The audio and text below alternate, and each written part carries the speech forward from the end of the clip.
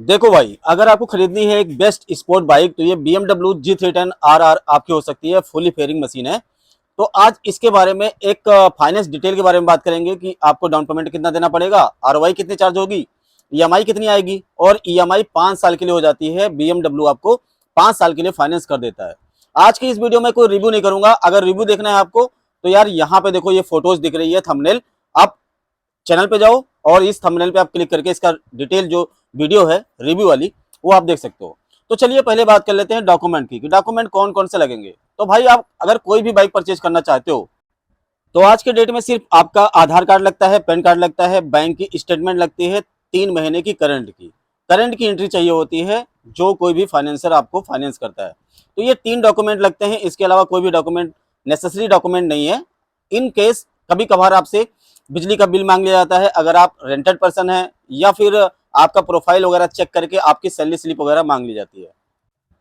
अगर आप जॉब नहीं करते हैं, कोई बिजनेस है भाई, तो कभी कभार आपसे आईटीआर मांगा जा सकता है। इसके अलावा आपसे कुछ भी मांगा नहीं जाएगा। तो ये डॉक्यूमेंट की बात हो गई।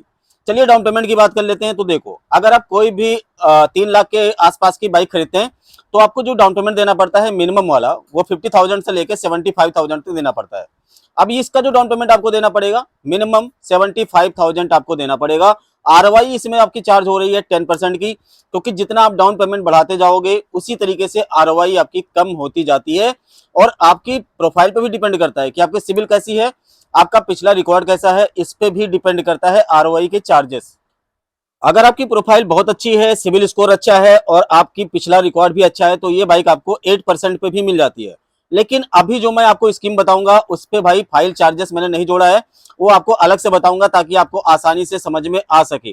तो 4,500 यानी 4,500 इसकी फाइल चार्जेस होगी अगर आप किसी भी बैंक से फाइनेंस कराते हैं। क्योंकि अगर मैंने फाइल चार्जेस जोड़ के बता दिया तो आप बहुत ज्यादा कंफ्यूज हो जाओगे। तो देखो भाई, यहाँ पे 75,000 रुपया आपने डाउन पेमेंट कर दिया, अब आपको 3 लाख रुपए का लोन यहाँ पे मिल रहा है और 10% आरओआई के साथ में। तो जो टेनर है, यानी टेनर मतलब 1 साल के लिए, 2 साल के लिए, 3 साल के लिए, 4 साल के लिए, 5 साल के लिए, तो 1 साल का जो स्कीम है आपके स्क्रीन पे शो हो रहा है।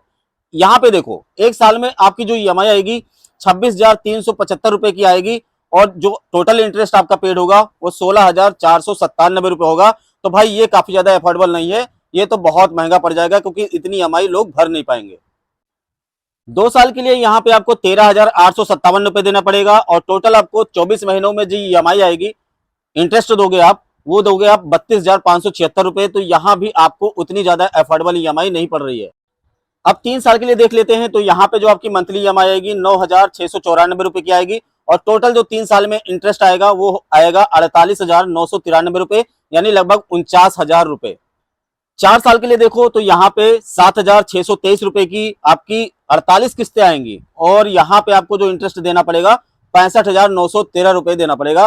तो यहाँ पे जो एक आम आदमी है उनके लिए ये ईएमआई काफी ज्यादा अफोर्डेबल है और आपका इंटरेस्ट भी इतना ज्यादा नहीं जा रहा है। 4 सालों का आपको टाइम भी यहाँ पे मिल रहा है।